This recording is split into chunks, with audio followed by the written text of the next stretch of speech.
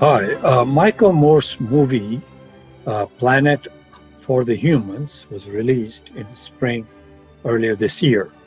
It accused the environmental movement to have sold itself to the capitalist class and that the green solutions are ineffective. It concluded that humanity should take control from the billionaires and acknowledge infinite growth on a finite planet is madness and collectively decide to live on less material consumption. But also depleting the finite resources on the planet are due to too much consumption by human beings, it argued, and that the human overpopulation will destroy the world.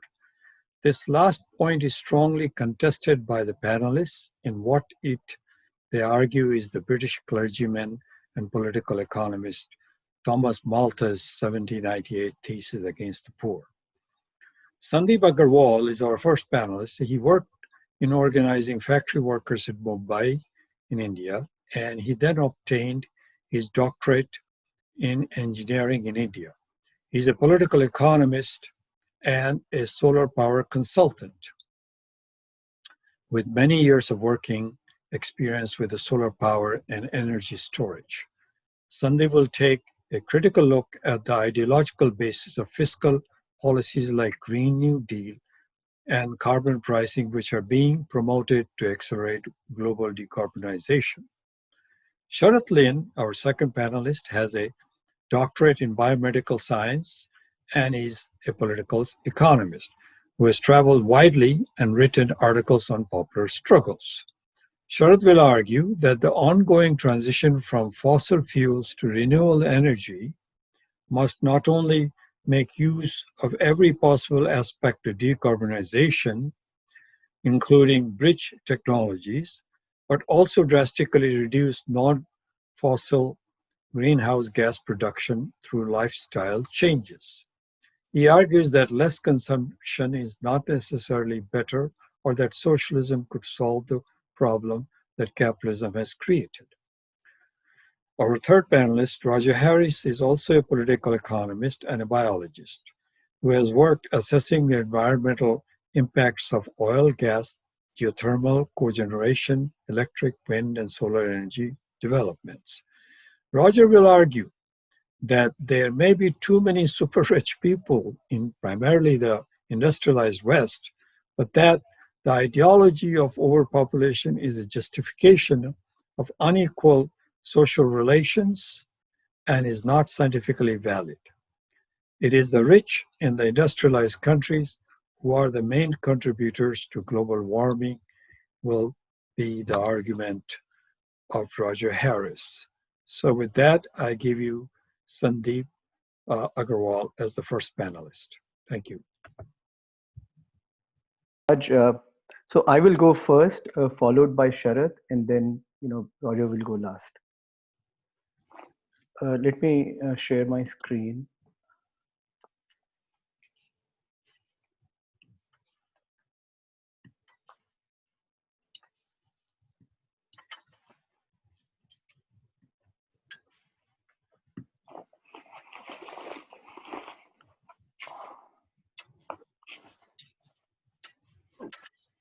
Okay, how do I? Can you see my screen, or are you seeing your pictures on the right as well, or is my screen? Yes, your screen is visible.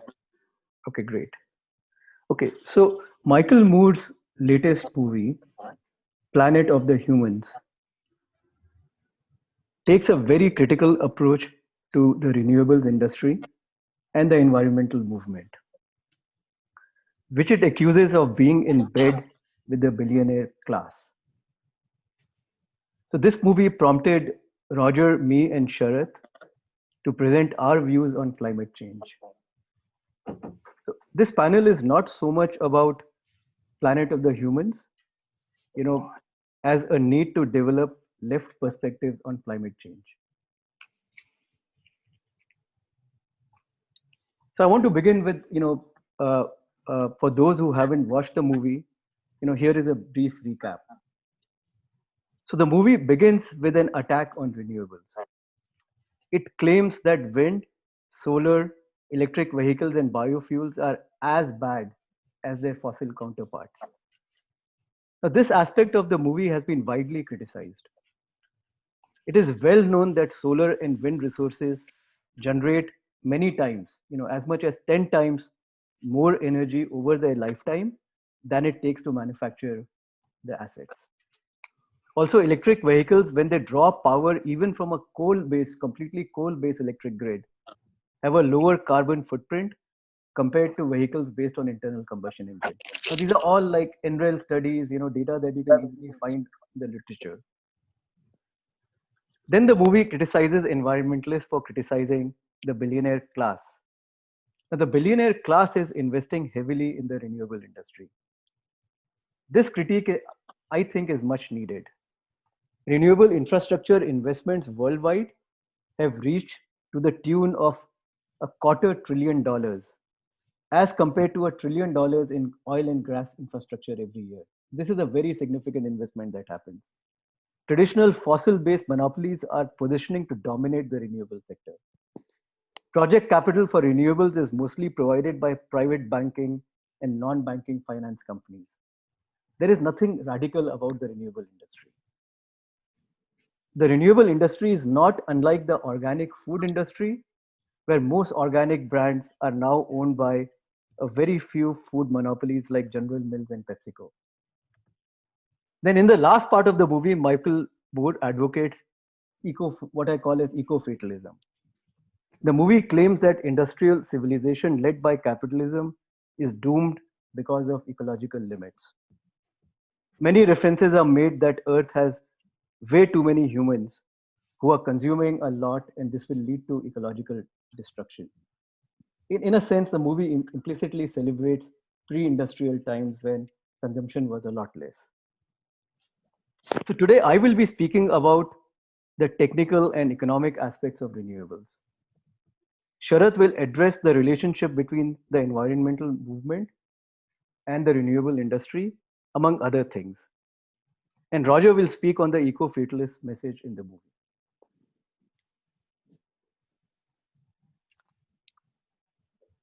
Okay.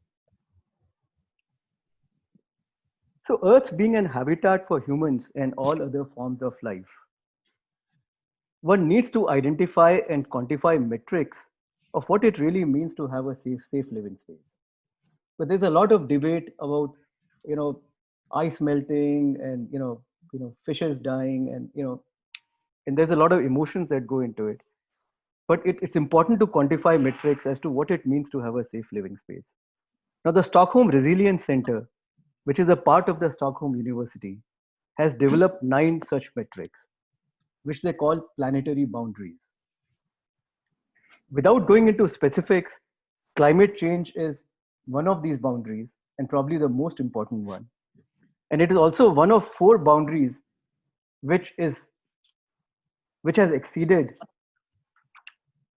the safe limits.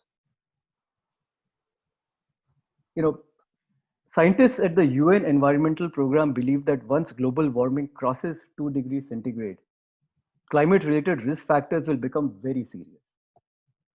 For this reason, the Paris Agreement in 2015 put 2 degrees centigrade as a non-binding limit on global warming.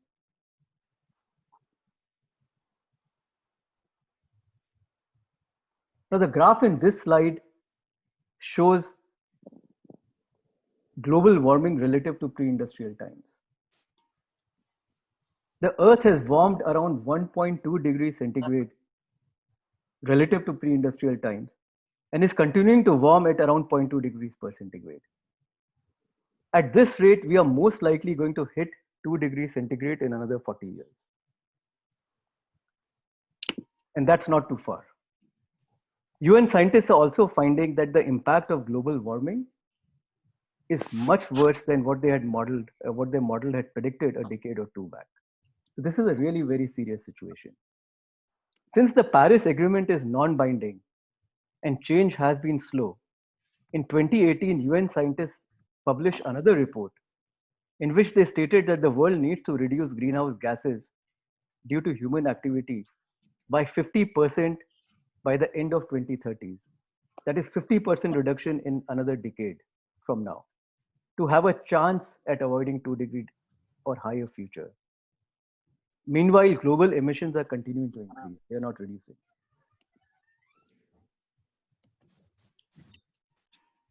If one looks at the source of greenhouse gas emissions, half the emissions are from sectors such as electricity, transportation, and heating and cooling of buildings. This is a global picture. The relative weighting of sectors changes in the advanced economies and versus the developing economies, but at a global level, this is the sector allocation. Technologically, there is a clear pathway to achieve this transition in electricity, transportation, and heating and cooling. The other half consists of sectors such as agriculture, livestock, deforestation, cement, steel, aviation, shipping, and other industrial sectors. Now, green technology alternatives in these sectors are still in infancy and require massive and urgent R&D investment to be able to decarbonize in the next 2 or 3 decades. Another issue is timelines and national commitments for decarbonization. Due to pressure from the environmental movement, European nations have in principle committed to achieving net zero carbon emissions and a timeline, which is 2050. China and India are continuing to increase their annual emissions. US too has regressed in this regard due to populist pressures and populist influence in policy making. Now, it is estimated by the UN that the world requires over $100 trillion of green infrastructure investments to achieve this transition. This has to be compared with roughly $3 trillion spending in traditional fossil-based infrastructure every year. The policy challenge is to direct this investment into green technologies, as well as dramatically raise higher levels of capital for green infrastructure. The dominant position on climate change is neoliberal. The socialist position or the Green New Deal is beginning to challenge the new liberal approach to climate change. Now, the neoliberal position is relatively clear. The ruling class wants a slow transition to green economy. It is aligning behind the European call for a net zero emissions by 2050. I think this is at serious risk, given the pace of progress. It wants to gradually taper down investments in oil and gas infrastructure. In order to do so, it wants to use carbon offsets, that is growing trees to compensate for burning fossil fuels to achieve net zero emissions. To ensure higher private capital flows into green infrastructure, it's promoting carbon tax, which is basically a regressive tax, and it is hated by the working class. The Green New Deal is a part of other socialist demands such as college and Medicare for all, living wage for all, and criminal justice reform. Green New Deal is viewed by socialists much like the New Deal, by creating new green infrastructure, which will lead to higher employment and economic growth. Now, unlike the neoliberal position, the socialist position or the Green New Deal advocate wants a rapid decarbonization by 2030. Socialists understand that to achieve this goal, a strong fiscal policy and global monetary reform is needed so that cheap credit can be provided to infrastructure projects around the world. Socialists also, the Green New Deal advocates, generally are very opposed to carbon tax and carbon offsets. Now, the third position that I've mentioned in this slide is a kind of communist position, because there is no clearly articulated communist position on renewable, on climate solutions. I feel the communist position should accept the socialist position, but also recognize that it doesn't go far enough.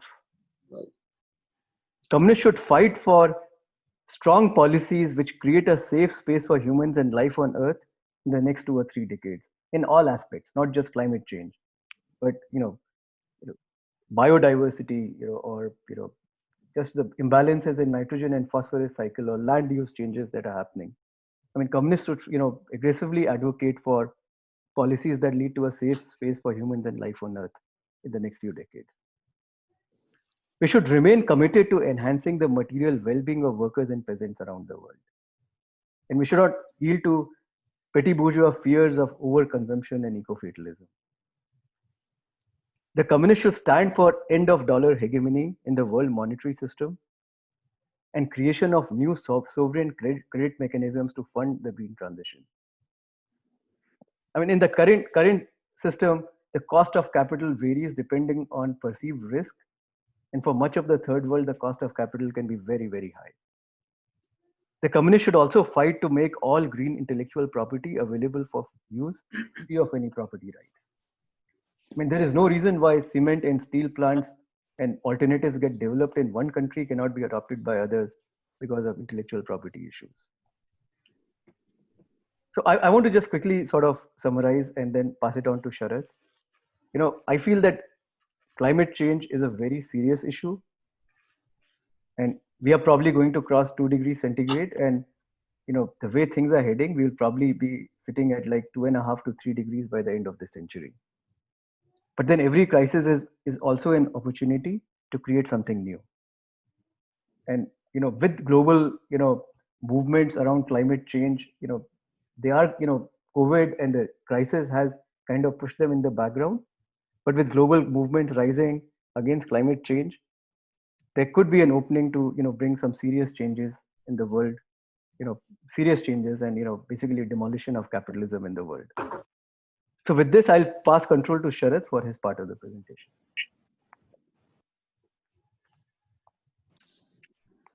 Okay, so thank you, Sandeep, for that presentation. Yeah, I watched the film and I felt that the film Planet of the Humans, raises some interesting questions that I think we need to discuss. We need to be talking about these issues, but it also misrepresents some of the problems. It just lacks a lot of the real data that's needed to properly analyze global warming. The first thing is that the film talks about, as Sandeep was saying, that green energy, it suggests that green energy has all these environmental costs, and it fails to even roughly quantify what the cost benefits are of green energy.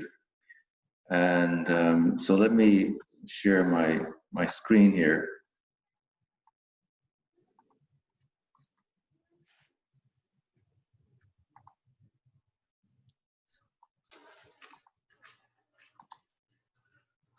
Okay, so I think you can see that. So just to give an example, I mean, this is to give an example, that because he in the film, Michael Moore shows the construction of a modern, sort of state-of-the-art wind turbine going up, and the thing weighs like 40 tons and has tons and tons of concrete in the base. And of course, this has a greenhouse gas footprint and a resource footprint. But if you assume that this wind turbine operates on, I'm just assuming a 40% duty cycle, that means that it's over a 24-hour period, it's putting out 40% of its capacity. It will generate the energy that is equivalent to 80 barrels of crude oil, after it's refined and then burnt. So, and this is every day, and the lifetime of one of these wind turbines is something like 50 years if it's maintained properly. And so there's no way that the resource cost and the energy cost of building this wind turbine anywhere approaches the number of barrels of oil that it produces, that the equivalent that it produces in terms of energy. So green energy is very definitely the only way forward. The other thing we have to look at is that global warming, as Sandeep has suggested, is is is much worse than had been predicted many years ago. And I just want to elaborate a little bit on that, because the global warming that we have experienced so far is what we experience on land, and the heat that has been absorbed by the Earth is 80% in the oceans. And so there's 80% of this global warming that we humans have not even felt, and that the Earth has already absorbed. So it's much further along than we think, global warming.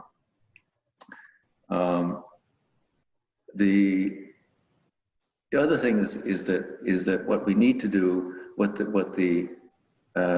green energy movement has to do, is to look at every opportunity possible to reduce greenhouse gas emissions. So this pie chart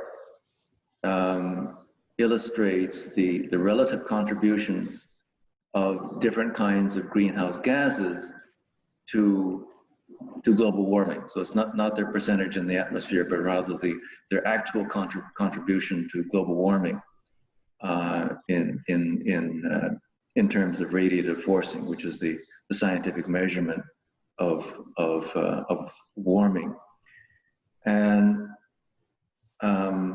as you can see, the largest component of this, of course, is carbon dioxide. And within this, I haven't broken it down, but any opportunity that we have to convert from CO2 producing technologies like internal combustion vehicles, convert them to electric, is going to be able to further reduce the output of carbon dioxide. But there are some that are absolutely within our control, and these are things that we can stop in a very short time if we have the will to do it. So one of them is the carbon dioxide that is generated by the flaring of natural gas and other undesired volatile gases by the oil and gas industry. Now the global production of oil and natural gas it's about 100 million barrels per day of crude oil and about 62 million barrels per day equivalent of natural gas. And of that, about 1% of that is simply flared. It's actually a little more than 1%. It's about 1.5% that is simply flared. So it's just totally wasted. And the United Nations and even the World Bank has called for an end to flaring. So that is, in my view, it's a low-hanging fruit that we can stop flaring right away, and it's all by an industry that has the capital to make the investment to do that. And it's just a question of governments in the world forcing the oil industry to stop flaring right now. Deforestation, I mean, what we're seeing in Brazil is really tragic. Again, it's because of misguided policies by a right-wing government that is allowing the kind of deforestation that we're seeing, and the burning of this forest means it's putting all that carbon dioxide into the air. Other opportunities, so the opportunities I'm putting here in the green text, the elimination of chlorofluorohydrocarbons. It's still a problem, even though we've drastically reduced CFCs in the US and Europe, but it's still a problem worldwide, and it's a big opportunity because of their impact on in terms of radiative forcing. Coal mining, as the world ramps down coal mining, there's an opportunity to reduce greenhouse gas emissions from coal mining. And then biomass, wastewater produce methane, and it's a matter of developing the infrastructure to capture the methane from those operations. Another opportunity that is sort of a win-win is reducing meat consumption, because if we reduce meat consumption, it's healthy for all of us, and it will reduce the livestock. So this is the methane that's produced from enteric digestion by livestock, mainly cattle, and as well as sheep and pigs. And then the other big one is simply oil, the oil industry itself, having all these leaks. So it is leaking enormous amounts of methane into the air, and you can see that in this map of the United States, where all the colored areas are the concentrations of methane emissions. And you see that these correlate exactly with oil fields, shale oil and gas production, coal mines. It all has to do with the fossil fuel industry. And so, in essence, what I'm saying here is that there's more low-hanging fruit in the greenhouse gas reduction effort than is generally realized, and this is not even talked about in the film, but it does require some decisive shifts in investment, in our mindset as human society, and in our habits, and the impact of this is, or the opportunities are much greater in the high-income countries. So this is something that the high-income countries, led by the United States, need to pay attention to if we are to be successful in making major inroads in reducing greenhouse gas emissions. Now, the other aspect I want to talk about is about in terms of green energy.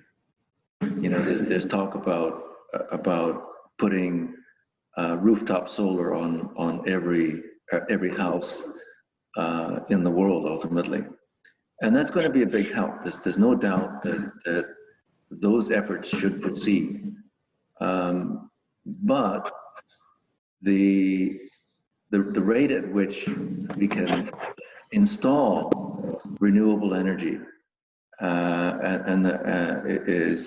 is much greater at utility scale. So already, as we speak today, there is more utility scale PV solar electricity generation than there is rooftop solar, and that trend is going to continue, just because these can be the unit of construction is so much larger, and so that can be built much more quickly. And on top of that, wind today is roughly double what all the PV solar combined is. So again, because wind, when you install a modern wind turbine, we're talking about now up to 14 megawatts, and that may continue to increase. So utility scale is essential to green energy, and although a small scale also has the advantage of distributed production, so it increases our self-reliance in case there's some kind of a damage to the grid. So there are some advantages, but we need both, but we cannot do without the utility scale greenhouse energy production, and that can only be done at a corporate level. Now, one way that we can mitigate some of the social impact there is to have more public utilities, and of course, in some countries like China, like India, where there are public sector corporations that invest in these things, it's a little bit more in the public interest if we get we have public sector companies doing this, but it cannot be done without that kind of scale of investment. So corporations, I think that 350.org is not wrong to try to engage the corporate sector in green energy, because it is the only way we have to go. And the climate catastrophe is imminent. It's going to happen probably, and unfortunately, long before we have a socialist revolution where we can take those energy companies into the public sector. So, and then on top of that, there's the question of transitional energy. For example, nuclear. Nuclear, of course, does not contribute to greenhouse gases other than their construction, and of course, then there's the problem of the waste. So I think that it is useful as a transitional energy. I don't think we should be building any more nuclear power plants because now we do have renewables, and but it has served its purpose, and we need to, in summary, the film doesn't talk about this, but we need to focus on using every opportunity that we have to eliminate and reduce greenhouse gas emissions, whether those efforts are small or large. And I think, yeah, so that's it from my presentation, and I will then turn it over to Roger Harris. So, Roger, right. Yeah, before Roger starts, can I let me take this? Somebody's raised his hand. I think he's having difficulty. So let me just go there first. Okay, the phone number 9408. I think that's Richard Johnson. You have a question, Richard, on technical thing about the program? No, let me just say really quick, when I put my hand up, I can't put it down. I've said this every step. All right. So please put it down for me. Thank you. Okay, thank you. All right, so Roger, please start your presentation. Thank you. Okay, well, thank you. Thank you very much, everybody, for coming on board here. Really appreciate you coming out, and it's a real honor and a privilege to join my comrades Sharat and Sandeep. They're both amazing scientists and activists as well. I apologize that our technical guru was not with us today, so we haven't completely worked out all the technical details. I will try to share my screen, but I'm not sure I will be able to. Working.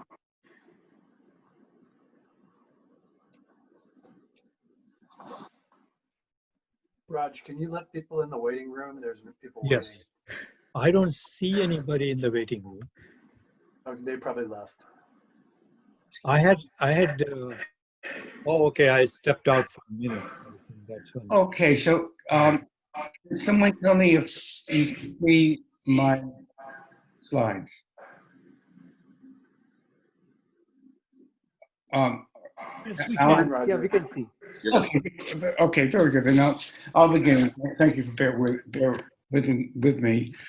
So the film Planet of the Humans has two major theses. One, which is largely addressed, is that the climate movement in the US has become corrupted with the very capitalist, by collusion with the very capitalists that are part of what they consider the problem. The other major thesis of the movie is that the ultimate and underlying problem in the world is that there's too many people. And it's this issue that I'm going to address and deconstruct.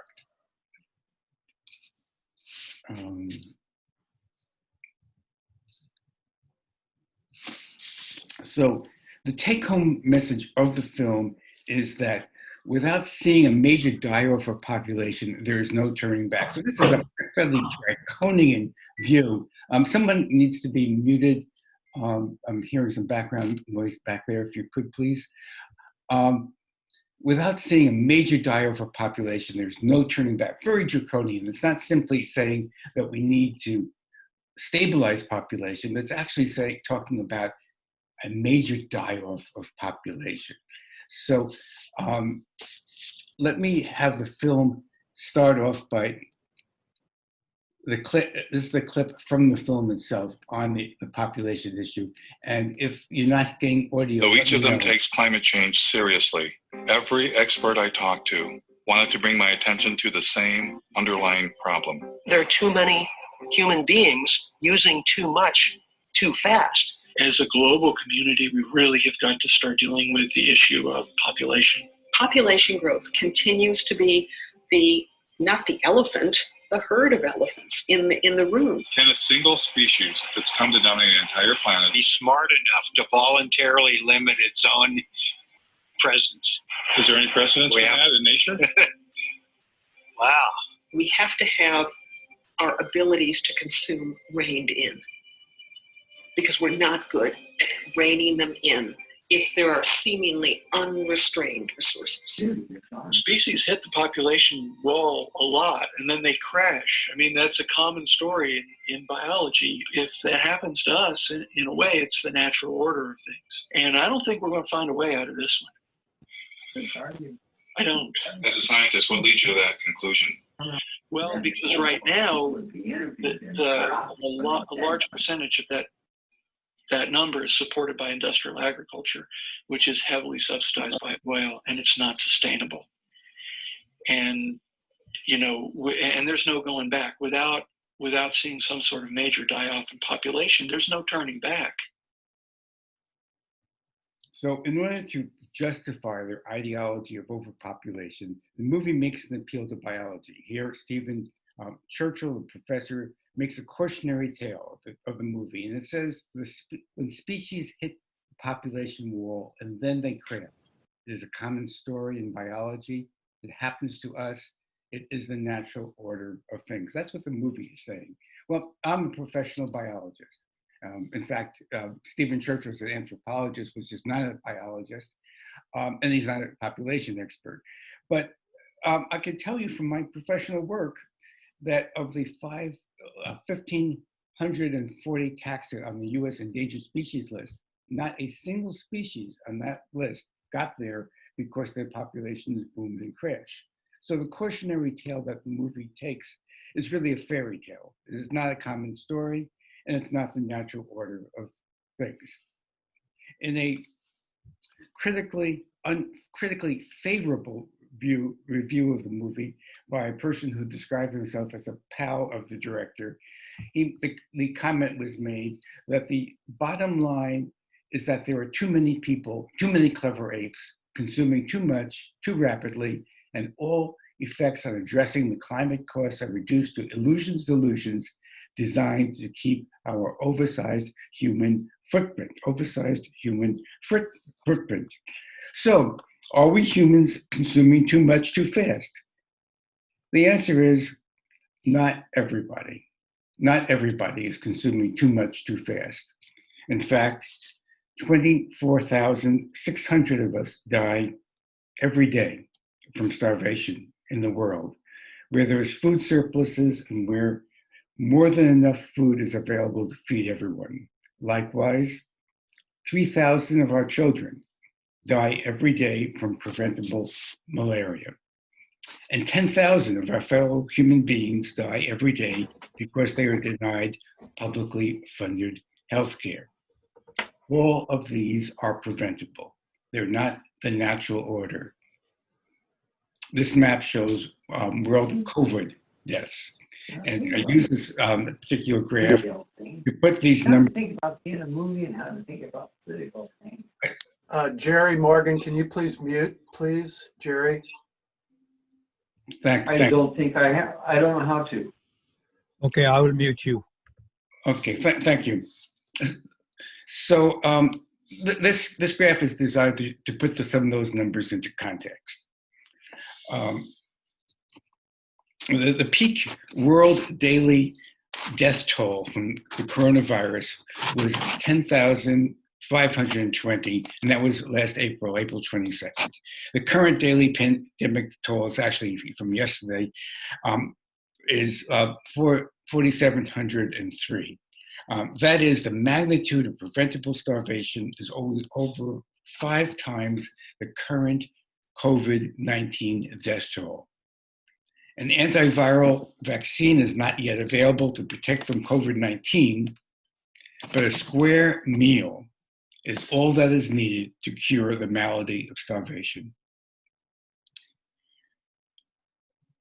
All that, and there is no impediment with international property rights in sharing bread. Meanwhile, world obesity has tripled since 1975, according to the World Health Organization. These dreadful figures on existing world hunger are, in relative terms, are not the bad news, but they're the good news.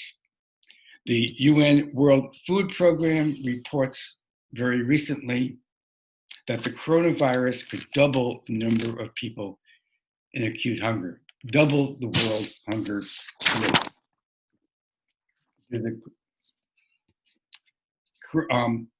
COVID-19, according to Dr. Arif Hassain, who's the chief economist with the World Food Program, COVID-19 is potentially catastrophic for millions who are already hanging by a thread. It is the hammer blow for millions who can only eat if they earn a wage. Lockdowns and global economic recession has already decimated their nest eggs. It only takes one more shock, COVID-19, to push them over the edge. And then the UN concludes, we must collectively act now to mitigate the impact of this global catastrophe. And what about the countries that are in the crosshairs of US imperialism? The UN World Food Program reports that the needs in Syria have never been greater.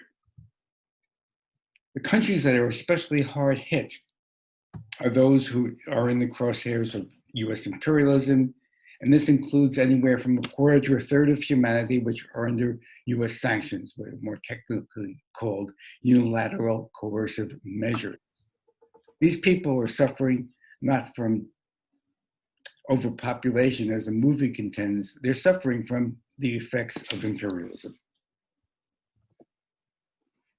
And the scenario becomes more inadmissible when it's known that globally military expenditures amount to $1.8 trillion a year. And this is completely useless in terms of solving the problems of global warming and of hunger. Now, the movie says that they spoke to lots of experts. Every expert told them, according to the movie, that there was too many people. But left out of the experts was this particular individual, Eric Holt Jimenez. He's the former director of the Institute of Food and Development Policy in Oakland. And his research indicates that we already grow enough food for 10 billion people and still can't end hunger. Hunger is caused by poverty and inequality, not scarcity. Okay, this is a graph of world population growth. It's the rate of growth rather than the absolute growth. And it shows that the world's population is currently at 7.8 billion people. The 10 billion people that Holt Jimenez refers to is what the UN Population Division projects as the leveling out number, which is projected to occur by the end of the century. Some countries where there is relative equality for women and a relatively intact social safety nets, and for example, that would be like Russia, Cuba, and Japan, the population is actually declining. The solution to unsustainable fertility rates, such as there are in Afghanistan, is providing for women's rights and basic economic security. Clearly, more than simple human demographics are at play with the paradox of starvation amidst plenty. Especially considering Holt Jimenez's finding, this is a scientific finding, that for the past 2 decades, the rate of global food production has increased faster than the rate of global population growth. That story is emitted from the misanthropic planet of the humans. The paradox of our times is that we live in the era with the first time in human history when the technical means to end poverty are in place. There is more than enough to go around. There's just not the political mechanisms to do that. The means of production have advanced so that human need can be eliminated. At the same time, the relations of production are such that that need is not met. The crises, the twin crises of overconsumption and underconsumption are really 2 sides of one coin. One produces the other and reinforces the other. The movie is produced by the way, Michael Moore, and he's also a major promoter, though he's not in the movie itself. But the movie exhorts that we must accept what our human presence is already far beyond. We must accept that our human presence is already far beyond sustainability. Now, what does he have in mind? Does he mean that there's too many Kennedys around? Are they the ones that are unsustainable, or are we talking about the others? Because this is kind of the dark underbelly of this overpopulation thesis group. Going back in the movie, we have Richard Heinberg. In the movie, he's the author of End of Growth, and he says, the underlying problem is there are too many people. He's half right. There are too many, in my opinion, of certain type of people. There are too many rich people. In this modern era, the wealthiest 1% of the population own over half of all household wealth in the world.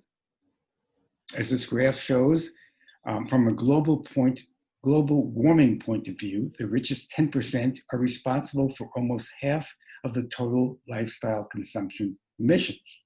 Meanwhile, the poorest 50% are responsible for only about 10% of the total lifestyle consumption emissions. According to the Sierra Club, a mere 100 companies account for more than 70% of the carbon pollution. This graph shows per capita carbon dioxide emissions for the more developed countries in green, the less developed red, the least developed way down the bottom in yellow, and in the middle there, that the average for the world is gray. What is illustrated is that some people are consuming wildly more and wildly differently than others. 10% of the world's population is responsible for 50% of the greenhouse gas emissions. And about 60% of these people are in the global north. The bottom half of the world's population is responsible for only 15% of emissions. Per capita CO2 emissions in the more developed countries are about, as this graph shows, about 3 times higher than the world average. Now, this is an interesting map because it shows the world, but it has the area of countries proportional to their historical contribution to greenhouse gases. And clearly, the developed countries are the ones most responsible for global warming. Now, this map shows who the victims are.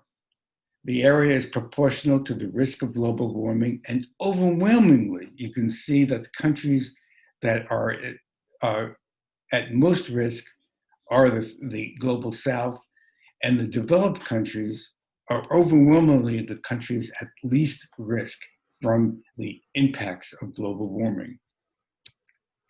And this map shows the countries in proportion to their area by poverty. And again, you see the global south being the poorest parts of the world, and the parts that have not benefited from the industrialization and development of the developed world.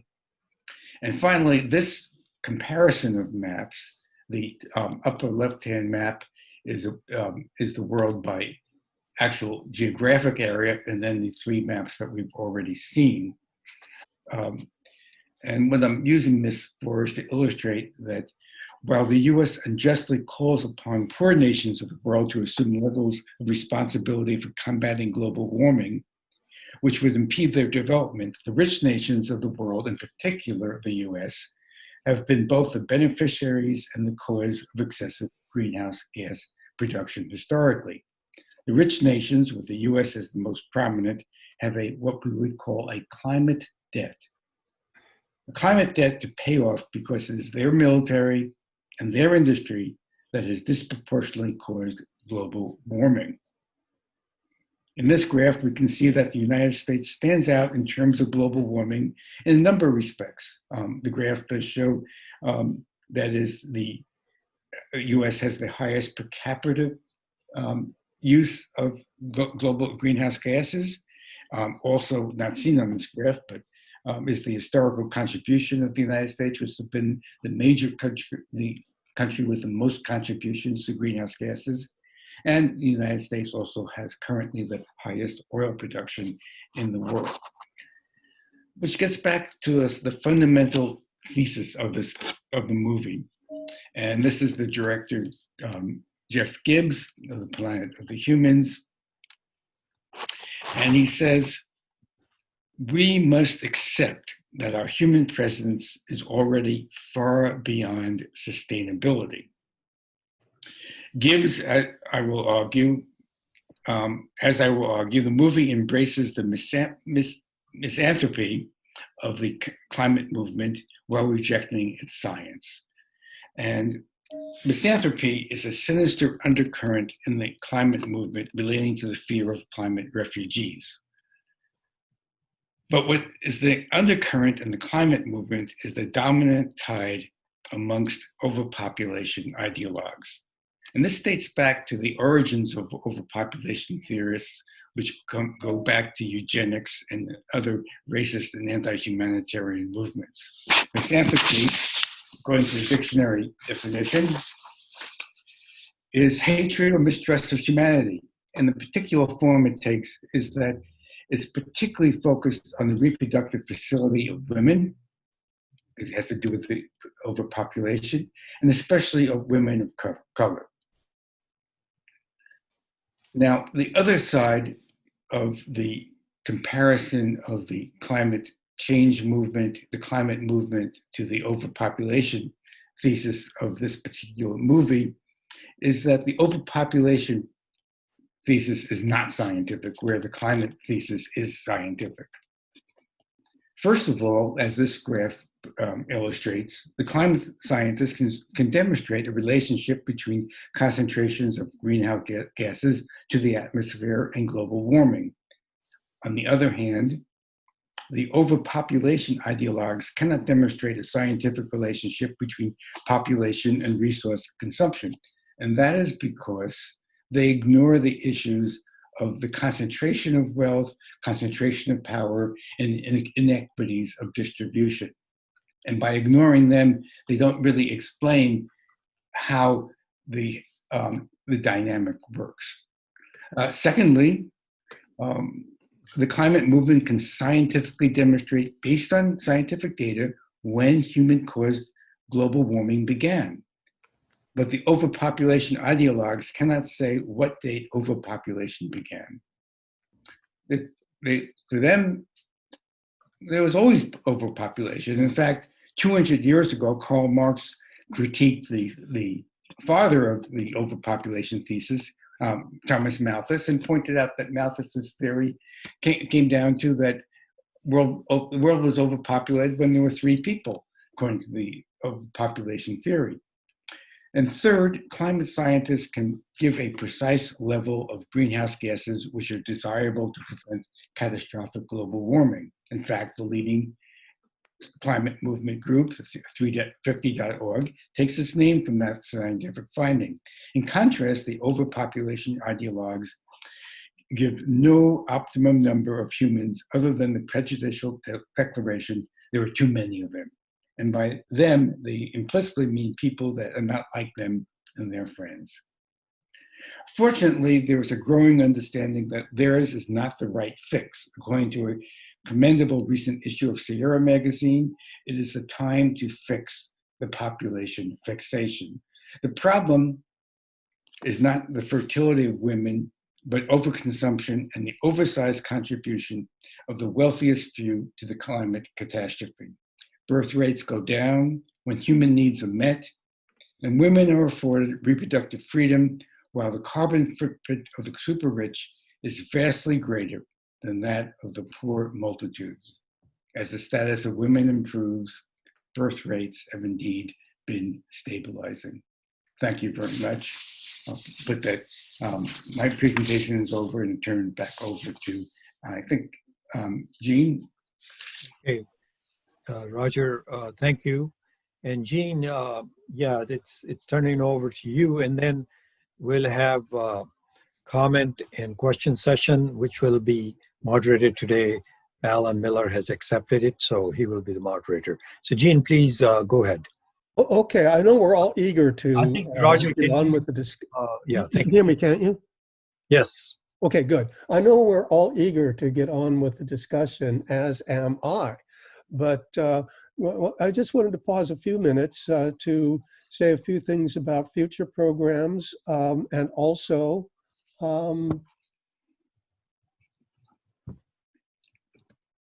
put in our chat room our fund appeal. Maybe Richard will say a few things about that in a minute. But next, this was an excellent program. It's really good, controversial, thought-provoking. And we have another one next week that will deal with an equally vexing problem. It's on the 4th of July weekend. And so we're going to talk about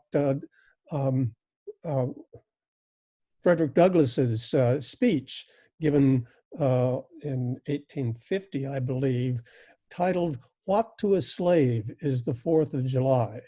And this will provoke some discussion, I think. And so we'll put some references into our next weekly announcement in terms of how you can access the speech itself and some other things like that. And I put, and then following that, I'm not sure what our program is, but we will have announcements on that. So do take a look at the chat room. Or does Richard want to say anything about our financial situation? Richard, please unmute yourself and you have the floor. Yes. Thank you. Yeah, well, as Jean said, the information on the is in the chat. We continue to need money. Basically, we have relatively limited expenses right now, but we continue to support the Nebel Proctor Marxist Library, and we hope eventually to return there and hold our programs there. And if you've been enjoying these sessions, I urge you to make a contribution. Thank you. Okay, and before we go to Alan for moderating, I just wanted to say that Jean has already paid for the entire year rent for Marxist Library. And so we're out with that money and we are not going to ask them to return. And so therefore the need continues. So please contribute generously. So with that, I hand it over to Alan Miller for moderation. Okay, great. Fantastic presentation, guys. Really nicely done. So we're going to have Q&A for until about 12:30. And what I want to ask people to do is to raise your hand. You can do that by going to the participants box at the bottom, the icon at the bottom of your screen. And there's a little link that says raise your hand, and it'll raise your hand.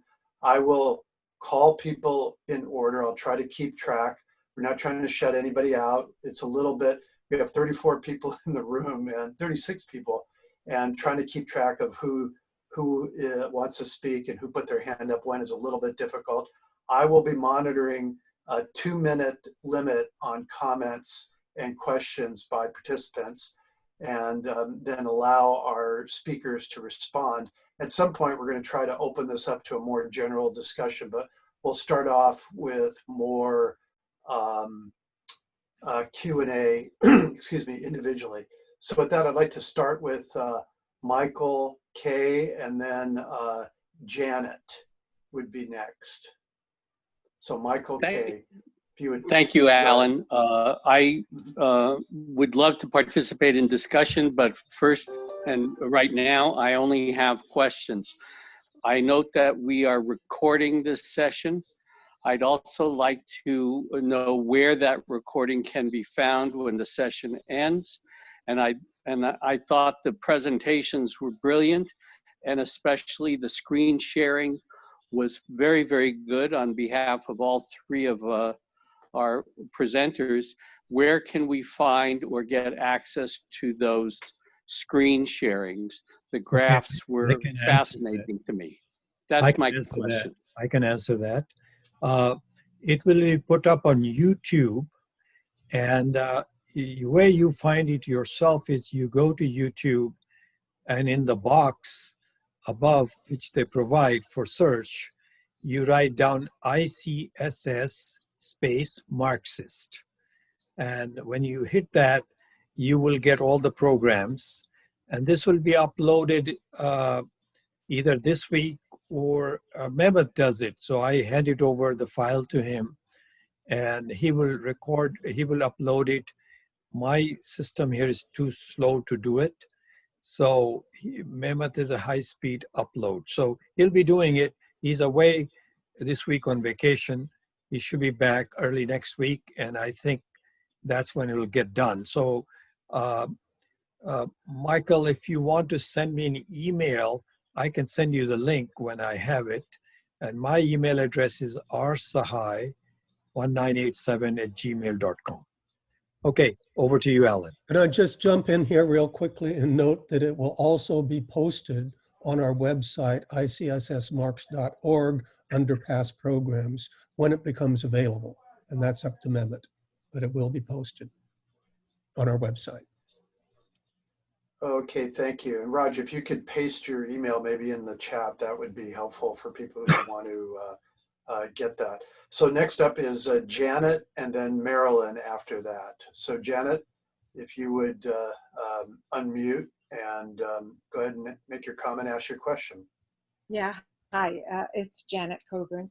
I missed the first speaker, but I wanted to say that what stood out for me in the film, what were the most powerful aspects of the film, and I don't know if this had been addressed, are how alternative energy sources that are supposed to get us off of dependence on fossil fuels are in fact dependent on fossil fuels, and also about how environmental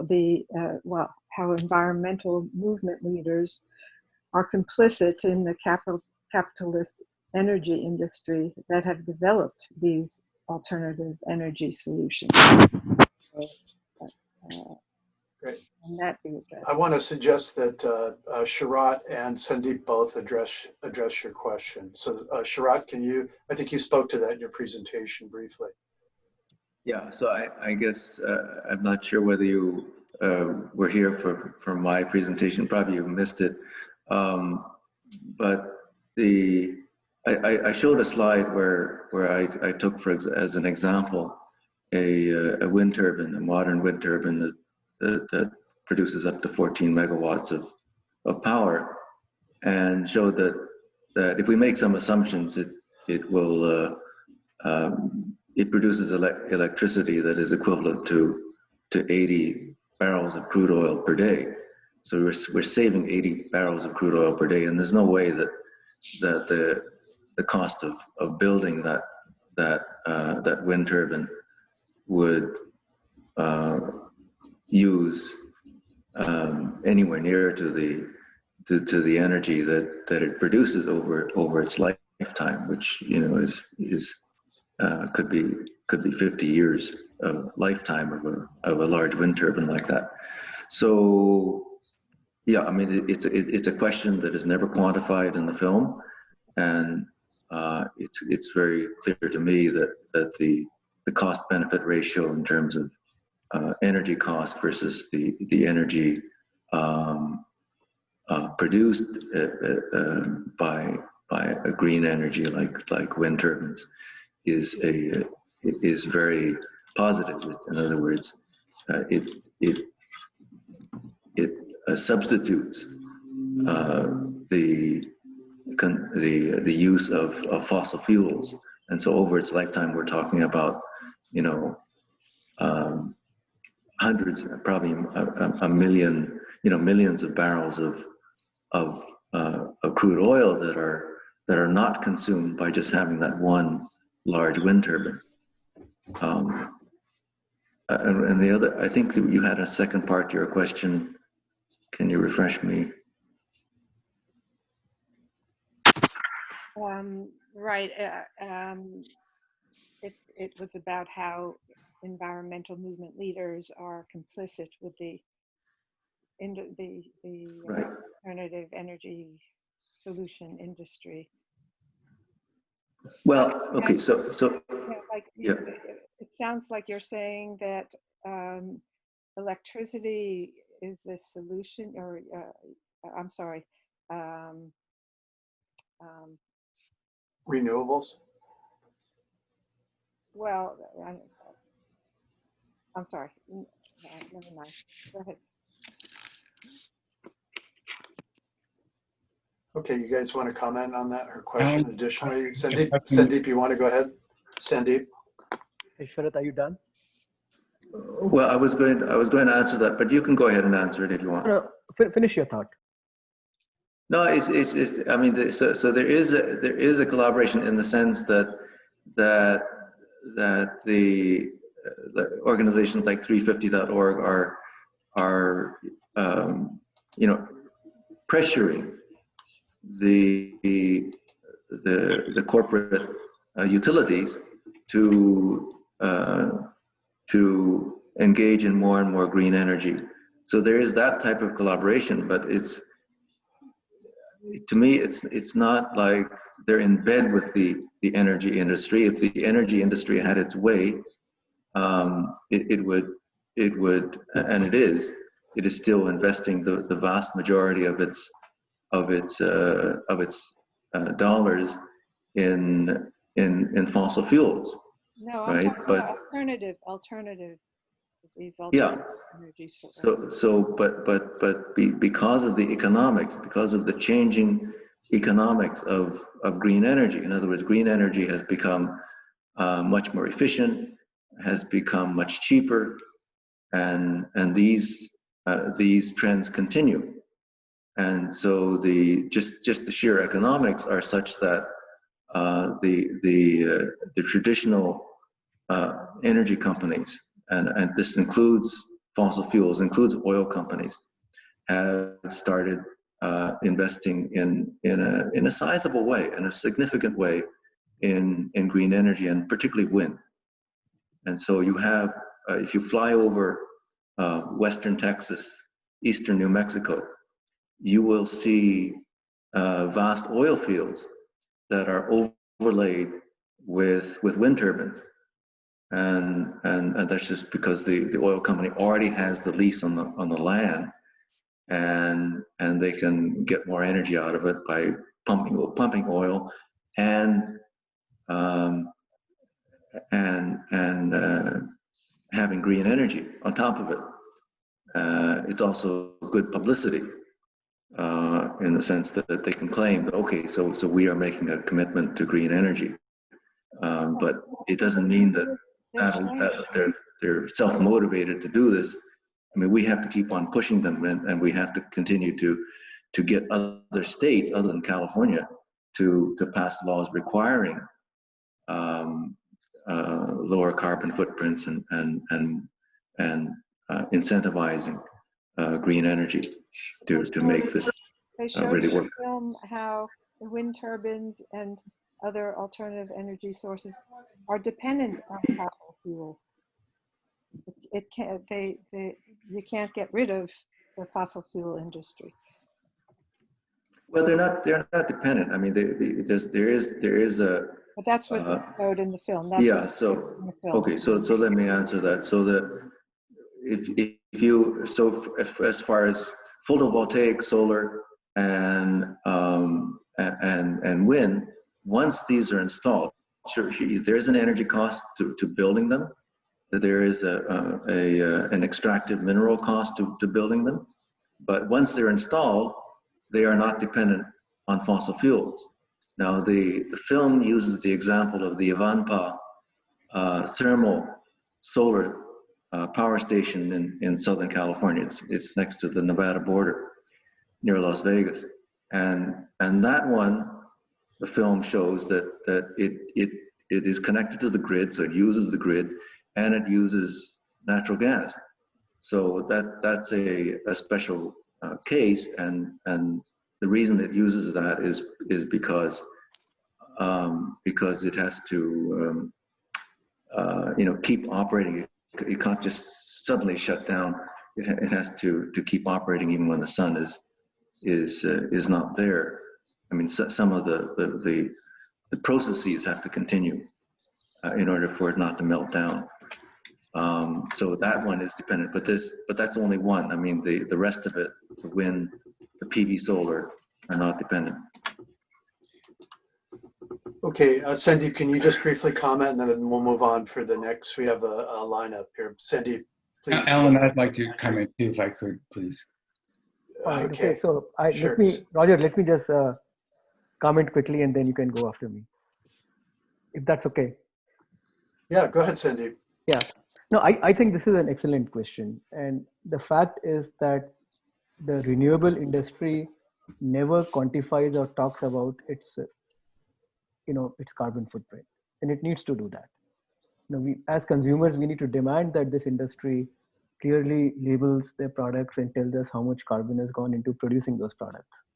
But there have been multiple studies by NREL and other third-party, non sort of, industry, government bodies, which have concluded that the amount of energy that wind and solar produce over their lifetime is 10 times more or even higher compared to the amount of energy that goes in producing these resources.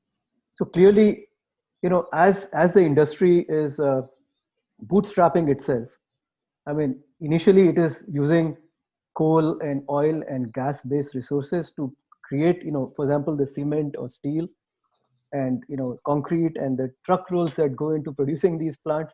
All these use, fossil-based resources.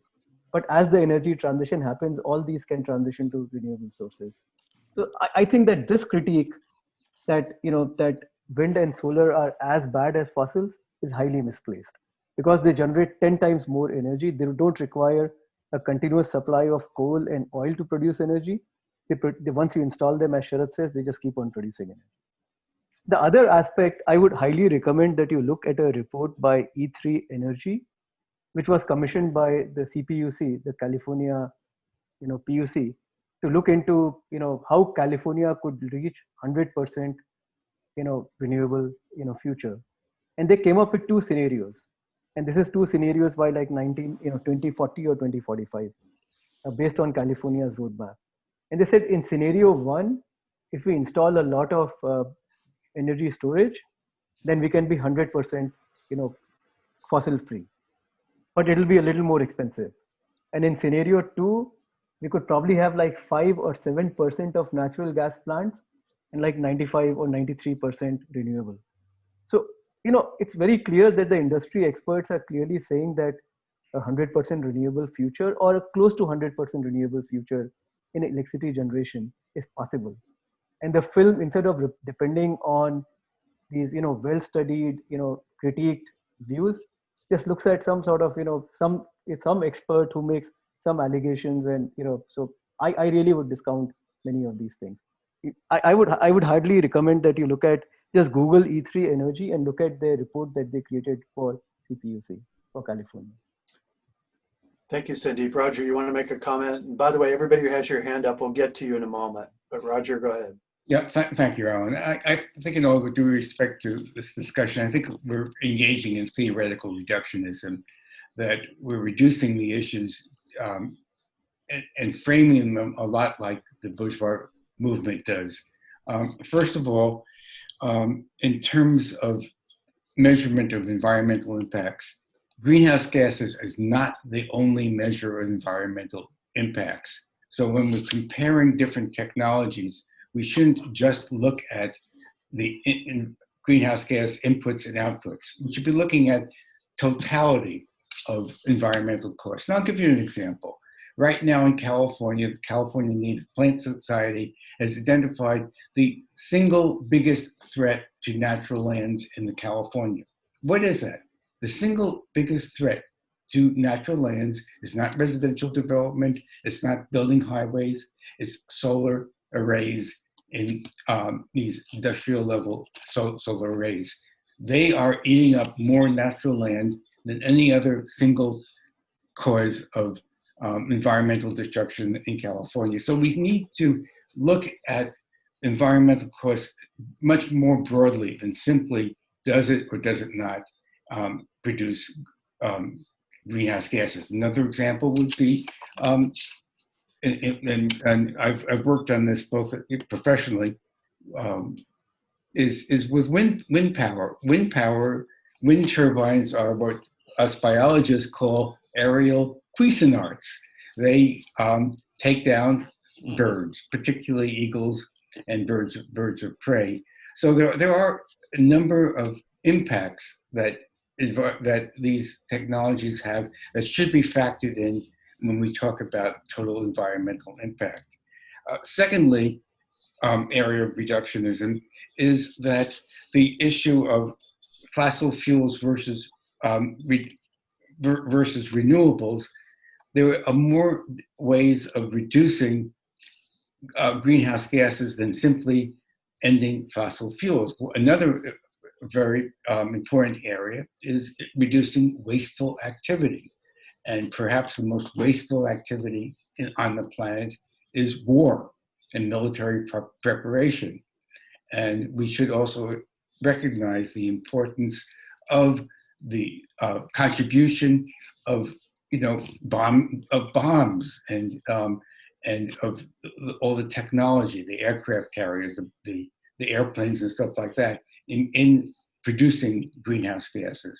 And that is also should be seen. War should also be seen as an environmental issue and something that should be addressed to reducing greenhouse gases. If we reduced the United States withdrew from its 800 plus foreign military bases, we would be reducing greenhouse gases considerably. So I think we need to broaden our view of what the climate issue is and how to measure their impacts. Thank you. Great. So we have 5 people with their hands up. We'll go with Marilyn, then Jean, then Karen, then 948 Richard. But let's start with Marilyn. Are you still? Yeah, Marilyn, if you would go ahead and chime in. Add me onto the list also, please. And Raj, okay. Thank you. Thank you. Thank you all for your presentations. Really appreciate them. Roger, I really liked your points about overconsumption versus underconsumption and how 10% of the richest can make half of the mess that we have, and call for eliminating the military and foreign bases. That would be a great step in the right direction. But the question I have is actually perhaps more for Sharat and Sandeep. When I watched the film, Planet of the Humans, a large segment of it seemed to be about the issue of biomass. And I'm not too familiar with it. So the film seemed to be saying that biomass is counting for many as a renewable energy source. And yet it appears to use a lot of, cutting down trees. A lot of deforestation is involved and produces greenhouse gas, and utilizing this as an energy source. So could you address the issue of biomass, and then also biofuels, which is the same thing that uses a huge amount of land mass to grow these plants to be burned for energy to make fuels. So could you address those, please? Sure. So biomass. I mean, I think one of the early motivations for biomass as an energy source was just to, when we were thinking we were approaching peak oil, and so we were worried about what's our energy future if we run out of oil. And of course we're long past, I mean, that we still aren't at peak oil yet, and the real threat is the more imminent threat, of course, is global warming. But it's true that it depends on the kind of biomass. So there are some that are, for example, you take waste and you take manure, and it's producing methane. And methane is a more potent greenhouse gas in terms of radiative forcing than carbon dioxide. And so if you can have the decay of this biomass take place within a closed vessel, you can capture the methane and use that as for energy.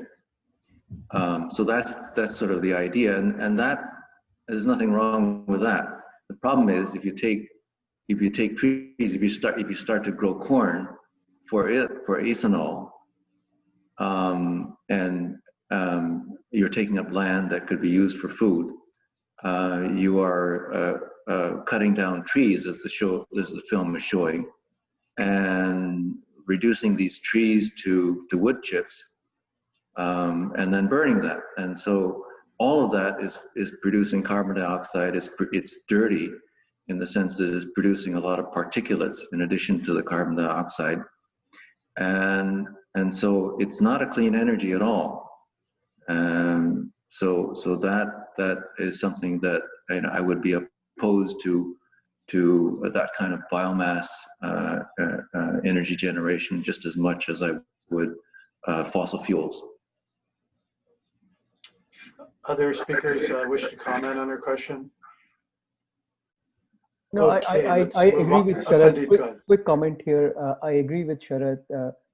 Both biofuels and biomass technologies were heavily funded just around the Kyoto Protocol, and after that, when solar and wind were not really on the horizon and the cost was very high. And so at that point, if you looked at decarbonization while keeping the industrial infrastructure, there weren't too many approaches besides nuclear for electricity, maybe geothermal, and then when it came to transportation, it was basically biofuels. But at this point, it's very clear that the cost benefit of biofuels and biomass is not very high. I mean, I see one potential space where biofuels will continue to be relevant, and that is in aviation and transportation, basically related to aviation and shipping. But there aren't any clear other alternative technologies. So biofuels and biomass are still better than burning fossil fuels, but in almost every other sphere, I just don't see any role for biomass and biofuels. Okay, next is Jean, and then 9408, and then Karen, and then Raj. And Raj, if you could put Marilyn's hand down, I'd appreciate it. Thanks. And then Jerry's on there too, but Jean. Yes, what I have is a comment, which many people may find questionable, but it's a comment. So I don't know if we want to continue with questions. We're pushing the end here. Go ahead. Okay. Well, I have two comments I want to interject. The first is, don't blame me because of all this, because I voted for Barry Commoner back in 1980 and the Citizens Party. And you'll remember that Barry Commoner was one of the founders of the modern ecological system. And if we have adopted his policies back in 1980, 40 years ago, we wouldn't be in this mess now. The second comment I have is from a fellow named Lester Brown, who back in the 90s wrote this book, Plan B, saying we need a different way to approach these problems. And what he said in there, he told a story about after Pearl Harbor, FDR invited all the industrialists to his office to have a chat. And he said, well, here's what we need. We need 100,000 tanks. We need 50 destroyers. We need so many of this and so many of that. And that's what we need. And they looked at him and said, Mr. President, you don't understand. We have production goals. The people want 3 million new passenger cars. We can't meet those goals, and look at your goals too. And FDR had said to him, no, you don't understand. I'm banning the production and sale of passenger cars for the duration. And people might not have liked that, but he had the political will to do that. And we need to have a similar kind of will to change certain fundamental things about the way people consume at the present time. And I know people think that I'm getting crotchety in my old age, but I don't see why we need 8 million cars, even if everybody gets a car, even if they were electric. That would be ecologically devastating, I think. And also computers, look at the cost of that. And finally, airplane travel. I mean, that's very ecologically destructive. So I just want to say, we need to rethink our own lifestyle. And that's it. Thank you. 9408, and then Karen, and then Raj. Yeah, 9408 is Richard Johnson. Richard Johnson, you're on. Yes. Hi, actually, this is Kit, Rich's wife. Okay.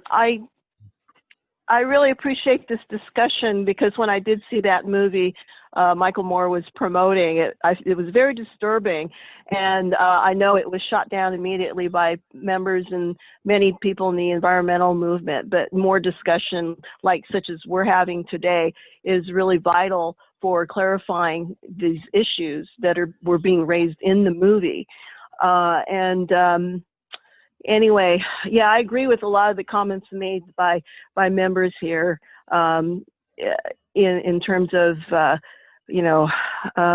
like the biomass issue, the problems that capitalism has raised with transportation and what have you. Public transportation in the U.S. was one solution to dealing with pollution by automobiles, but yeah, the whole consumption of the automobile culture that we have in the U.S. has not been very helpful for our planet. And COVID-19 has complicated this issue of public transportation because now you can't really use that safely. I mean, there have been measures made like on the AC Transit bus system to reduce the number of people on the buses, but it's like we need people taking public transportation, but people aren't going to take it if they're not feeling safe about that.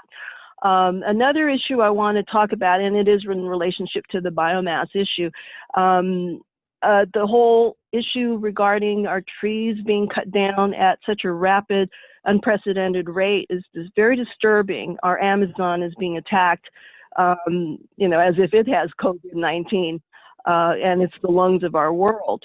But what about the movement to grow more trees to combat the effects of climate change? Will replacing trees help prevent the greenhouse gases? Because we are losing trees at an extremely high rate. Is that my time? Time's up. Yeah, I think that's 2 minutes.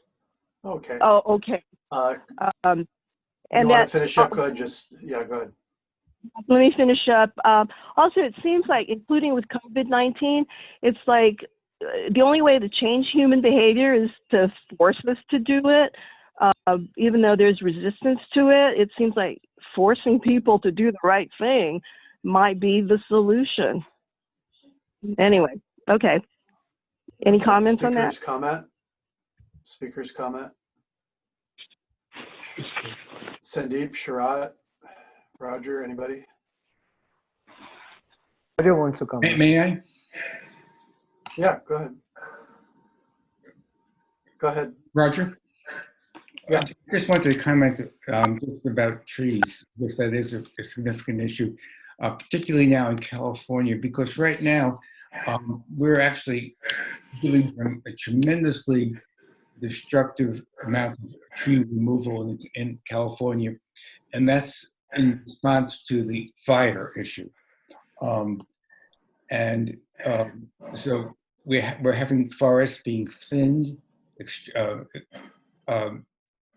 removal of understory, removal of dead wood, removal of shrubs.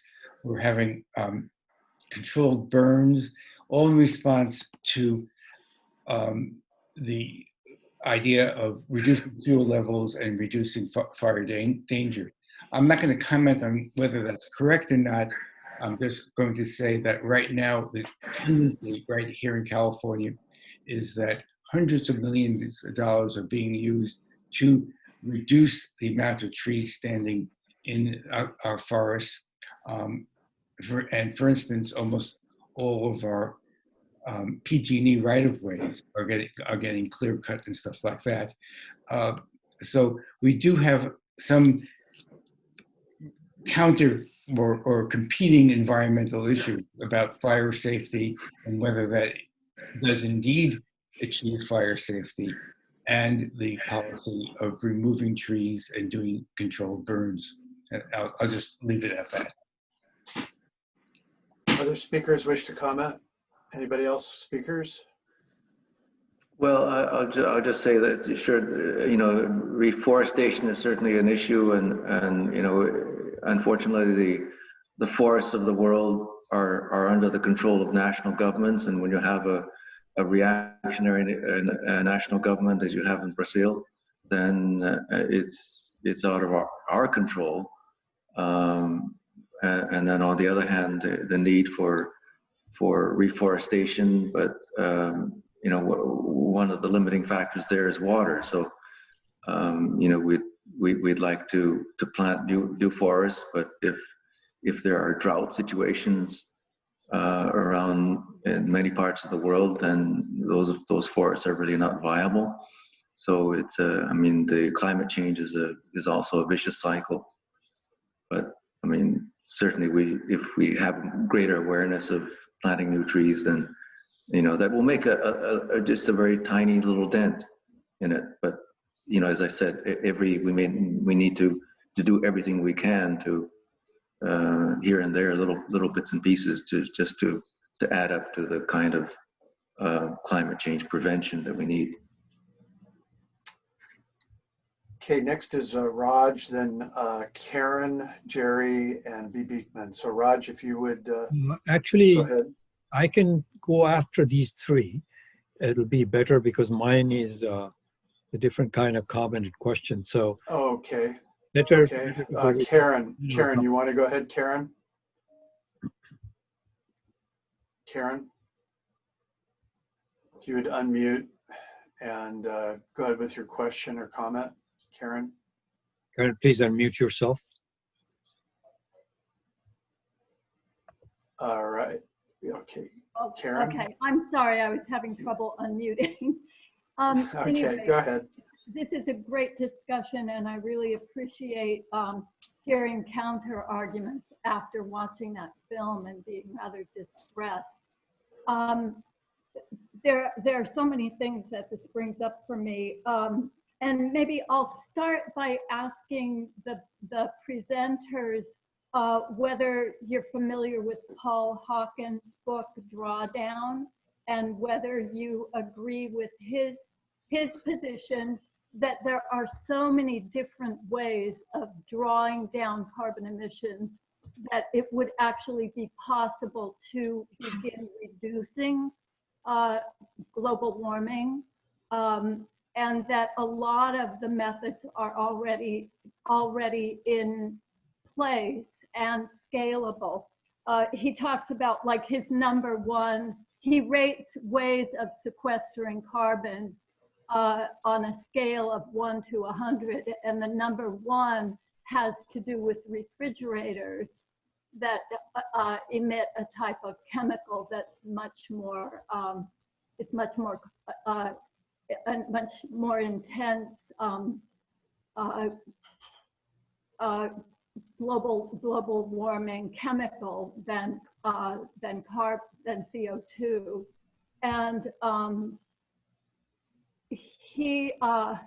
anyway, he claims that there are all kinds of things that are possible. I've also read, like, Richard Heinberg, I think is his name, his book on peak oil, where he really debunks all of the methods of sequestering carbon that are out there.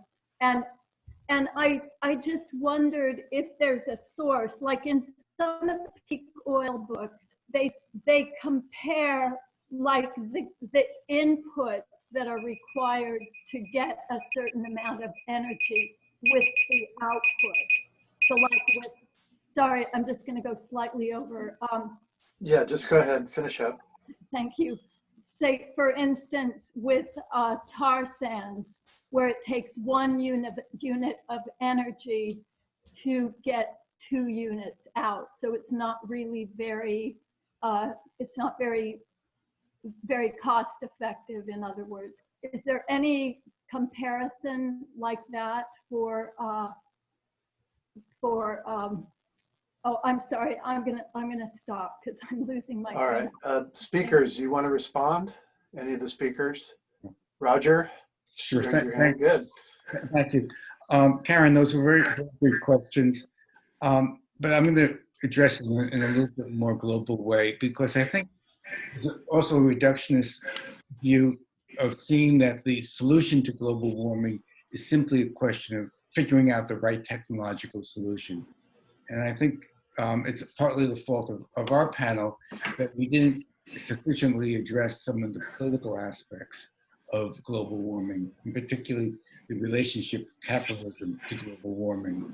Because even if you do all those technical tricks and technical fixes, you still have a rapacious system that's built on growth, and that is something that needs to be addressed.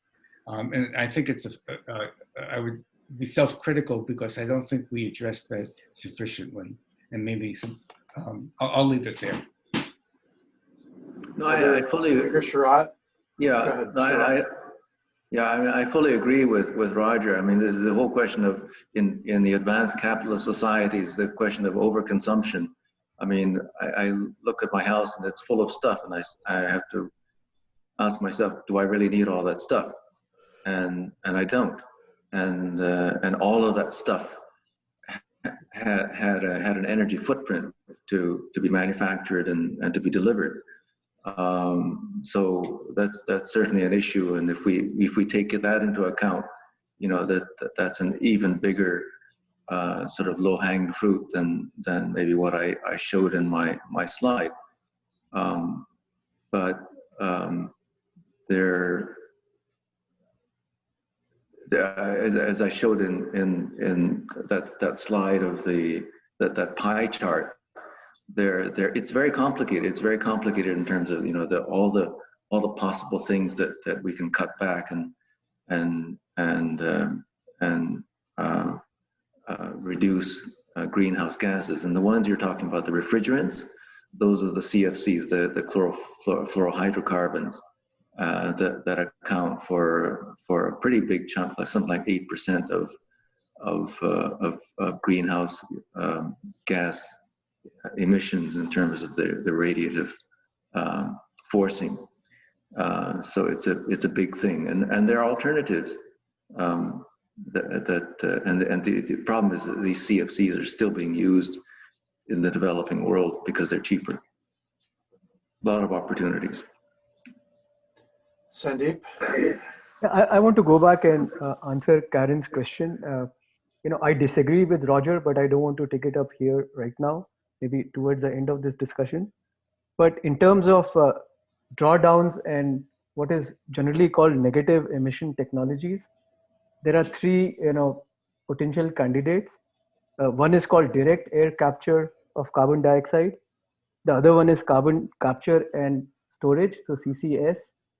And the third one is bioenergy capture and storage, which is you grow trees, cut them, extract their carbon, and put that carbon back into oil wells. So there are 3 methods. The reason why none of these are being taken up right now is they are expensive, they are not scaled up technologies, and there isn't enough funding for R&D and, you know, scaling up of these technologies. In terms of comparison, you know, you talked about tar sands, which have a energy ratio of 2:1. This ratio is around 10:1 for solar, and I think it's something very similar for wind.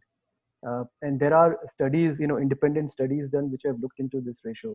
Now these numbers may vary from plant to plant, but in general, you know, the average is around 10:1.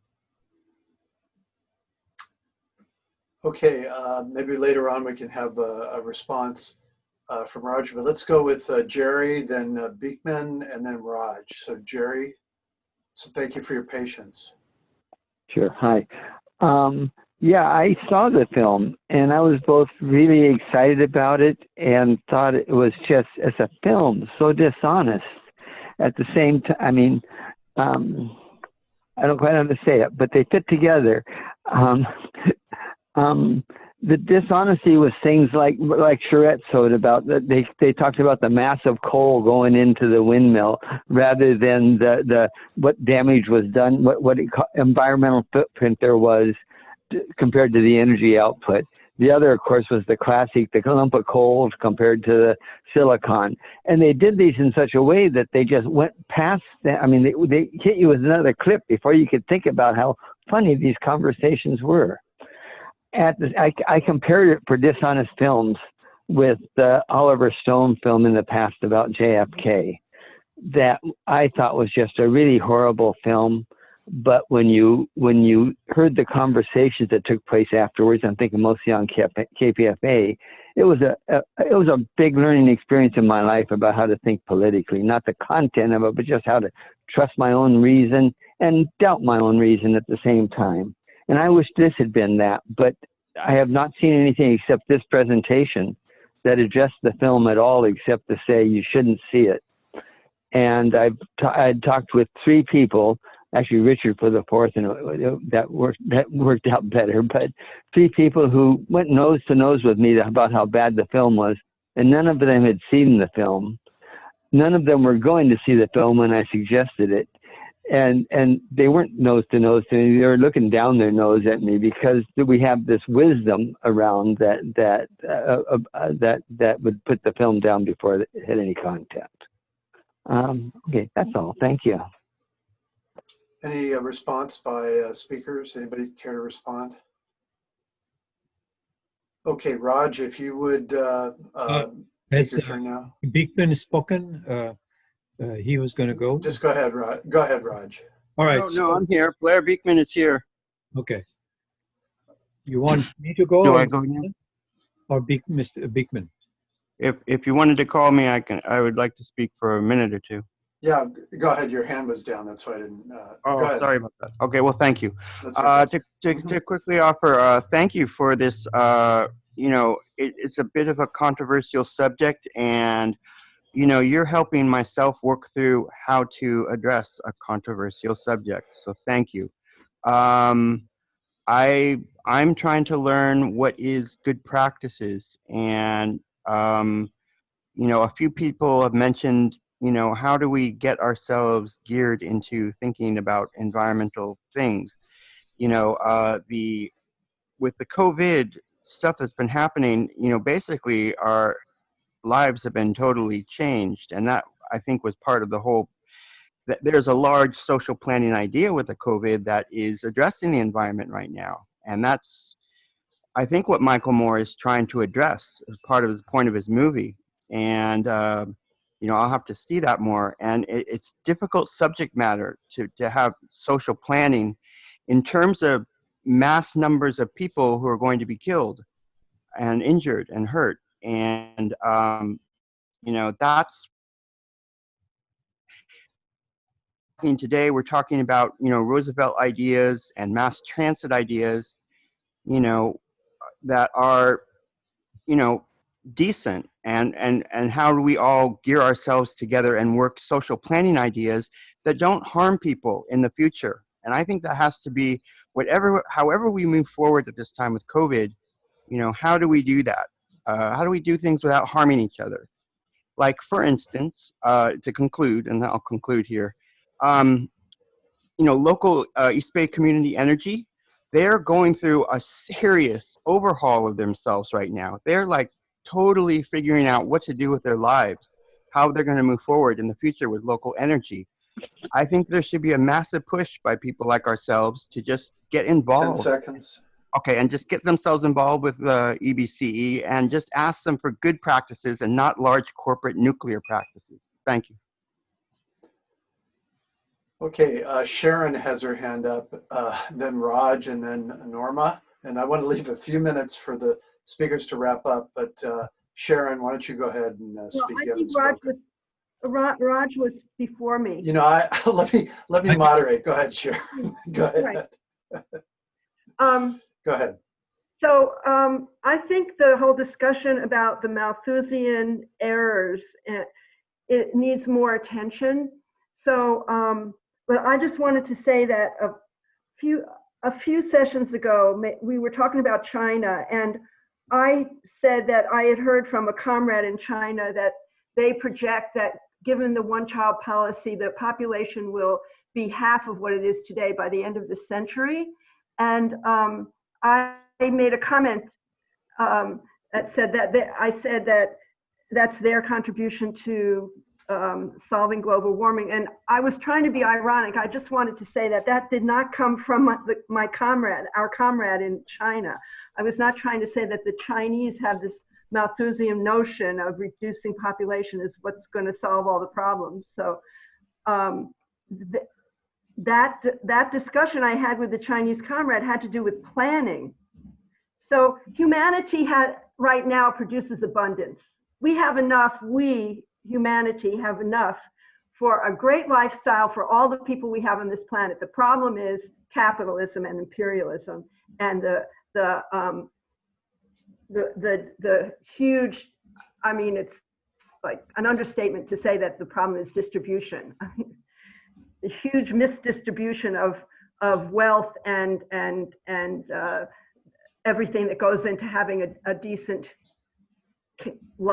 comfortable life. But so I just want to say that that's what the Chinese are grappling with, and not some Malthusian interpretation. Okay, Raj, do you want to go ahead and comment? That's good, because I think Sharon, I agree with Sharon that, and I first of all, I want to congratulate our panel. They've done excellent preparation and presentation. I think it's one of the best programs on the subject of the environmental crises. Now, Marxism is based on science, and our three scientists here really put it together. Here's the problem, is that the solution cannot be found within capitalism. Of that I'm sure. In the 20th century, they were willing to almost kill humanity in order to preserve themselves. That was when they targeted 500 cities in China and Russia for simultaneous nuclear bombing. And then they found out they'll be dead too. So it's and then Soviet Union then developed nuclear weapons. It wasn't possible anymore. Now, the collapse of Soviet Union and reassertion of capitalism, in which China has played Chinese becoming a commodity producer for the world, and shipping consumes a lot, and then basically consumer idea of life is what Jean alluded to. Why do we need so many cars? Why do we have to live like that? So the communist idea of living, of richness, is different. So there are two things. What makes you think you can reform capitalism when in fact entire history shows if they take one step forward in reform, a few decades later they take 2 steps backward. And in fact, they will be willing to sacrifice almost everybody except themselves. So my question is, what gives you hope to the panelists that this can be achieved without actual overthrow? And my sense is that it will happen after massive crises are created and people will overthrow it. Thank you. Maybe we could hold the panel. They could address that in their final thoughts. We have one more participant, Norma. If you want to go ahead and start. I was listening. Yes. If this is my time, I'd like to take it. Yes, go ahead. We had a reading in the Strike Debt group where somebody went on extensively about the perpetuation of the coronavirus and other viruses like it in the system that we live in, and that this was going to continue. And among the things that he began to say at last was the identification of money as a problem that he was writing. He lived in Bulgaria. He said that when they had the communist system set up, people didn't have to worry about rent. They didn't have to worry about getting sustenance. They didn't have to worry about health care. That was all part of what they lived with because they were living, as I said, in the communist system. I just add that referencing the dollars cost that has been mentioned on these concerns for quite a long time.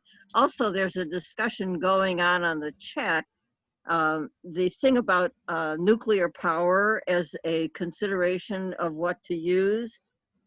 Nuclear waste lasts almost as long as plastic, which lasts forever. It is not, plastic, of course, is not recyclable. It never becomes earth again. Nuclear waste is deadly if for no other reason than it's hundreds of thousands of years of deterioration rate. 20 seconds. Go ahead. You done? Yeah. Oh, okay. All right. Why don't we finish up? We're pretty much almost out of time. I think what we should do is let's give our speakers each a couple of minutes to final thoughts, maybe respond. Raj had raised some questions to all the panelists. And why don't we go in order, take about 2 minutes each. And maybe Sandeep, you can start, then Sharat, and then Roger. And if you would also, anything that you want to comment on, please go ahead. And I Sandeep, want to. you want to start? Yeah. Can you Go hear ahead. me? Can you hear me? Yes. Okay. Yes. Okay. No, I think Raj raises an important question, and which is, capitalism cannot be reformed. So what does the environmental, and especially the left environmental movement do? Now, I think we should take an analogy from, ozone depletion, which was a major issue like 30 years back. And capitalism did find some kind of an imperfect solution there. And I think what we will find is that likewise, as far as climate crisis is concerned, capitalism will continue to find imperfect solutions, degrade quality of human life. But it is very unlikely that there would be like one, moment where capitalism collapses because of ecological degradation. That's not going to happen. I mean, like capitalism hasn't collapsed because of falling rate of profits, capitalism is not going to collapse because we would basically see a continuing degradation of our, ecological heritage.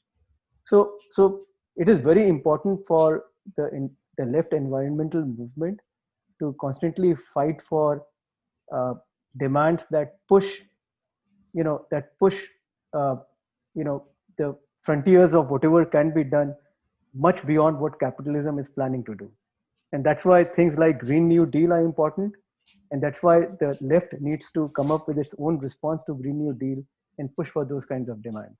We cannot just we cannot go and say capitalism cannot reform, so change capitalism. And we cannot wait for capitalism to collapse because of environmental factors. Okay, Sharat, if you would, final comments. Yes, so I agree with Sandeep on that. I mean, that was one of the things that I presented, that we can't wait for a socialist revolution or a collapse of capitalism to deal with global warming. And the other thing is that even when you have a socialist government, there isn't a guarantee. I mean, if you have a socialist government, you're not going to have the forces that drive consumption and resource utilization to the extreme. I mean, this is what capitalism does. You're not going to have that under socialism. But at the same time, even socialism is not necessarily going to drive directly towards climate solutions. And I'll give you an example.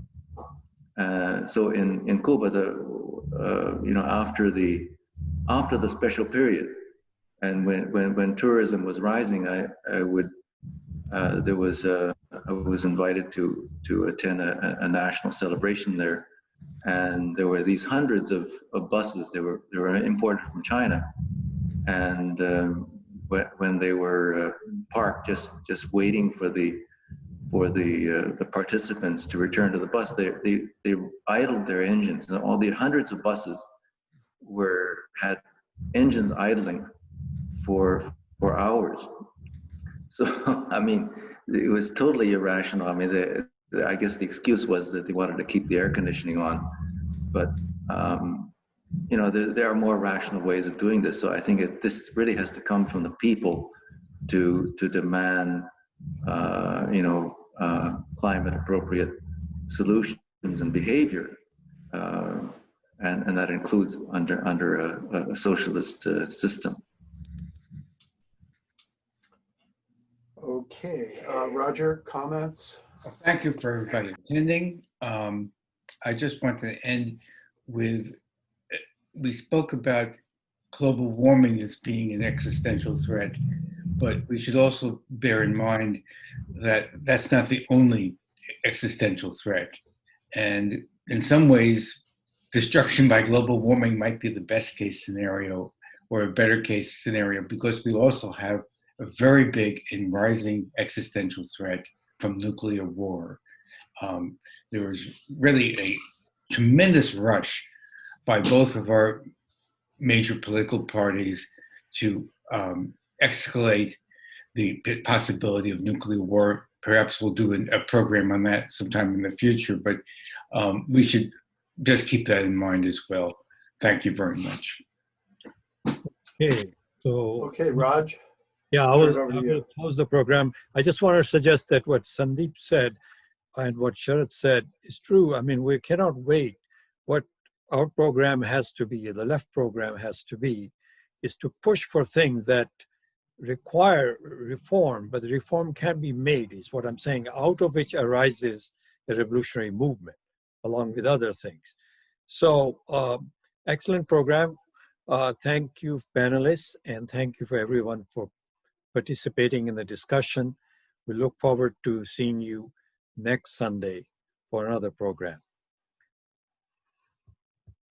And although I have time here further, but this is the official ending of the program. Those who want to stay behind and talk, they can. I will stop the recording at this point.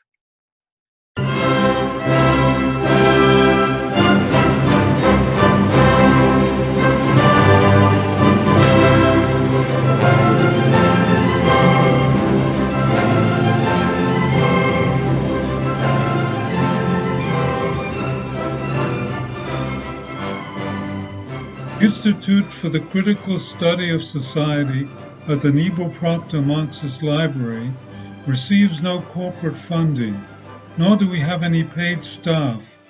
We rely on the support of working class folks that share our commitment to the socialist legacy of Karl Marx. We continue to need funds to meet necessary expenses. Since we can no longer pass the hat at our in-person forums, please send contributions to our treasurer, either online via PayPal or by check.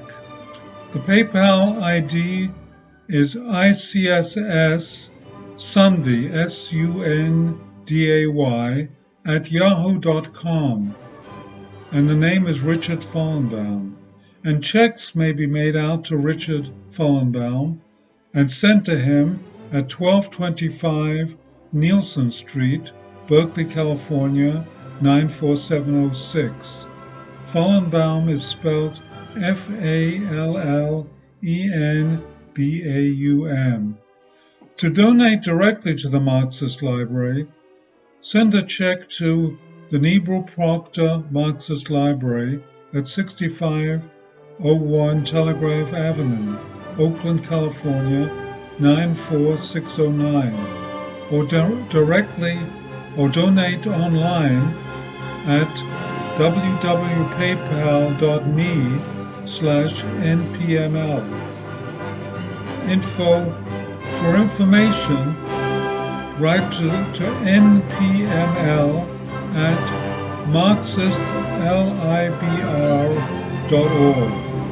And the website is marxistlibr.org.